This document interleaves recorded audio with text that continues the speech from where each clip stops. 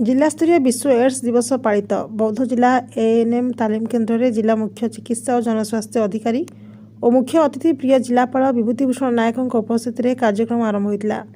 यह कार्यक्रम डाक्तर संघमित्रा पंडा अध्यक्षतार अतिरिक्त जिला जनस्वास्थ्य अधिकारी अमिताभ दास, अतिरिक्त जिला जनस्वास्थ्य अधिकारी डाक्तर शांत निवेदिता, अतिरिक्त जिला जनस्वास्थ्य अधिकारी डाक्तर नारायण प्रसाद, जिला रक्तभंडार अधिकारी डाक्तर बीके आरसीबी हेम्ब्रम, जिला कार्यक्रम परिचालक गिरिजा प्रसाद मिश्र, स्वास्थ्य विभाग अन्य कर्मकर्ता, एएनएम छात्री, अन्य विद्यालय महाविद्यालय छात्र छात्री, अध्यापक अध्यापिका, स्वेच्छासेवी संगठन कर्मकर्ता उपस्थित थे।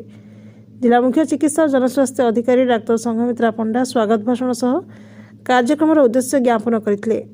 अतिरिक्त जिला जनस्वास्थ्य अधिकारी डाक्तर नारायण प्रसाद आज दिवस महत्व संबंधित गुरुत्वपूर्ण तथ्य और सूचना प्रदान करते। कार्यक्रम शेष में जिला कार्यक्रम परिचालक गिरिजा प्रसाद मिश्र धन्यवाद अर्पण करते। यह दिवस अवसर में सकाल 8:30 समय एक सचेतनता पदयात्रा अनुष्ठित होता। यह दिवसर वार्ता निज निजर पाख पड़िशा सांगसाथी समस्त को पहुंचाई अतिथि मैंने मत व्यक्त करते।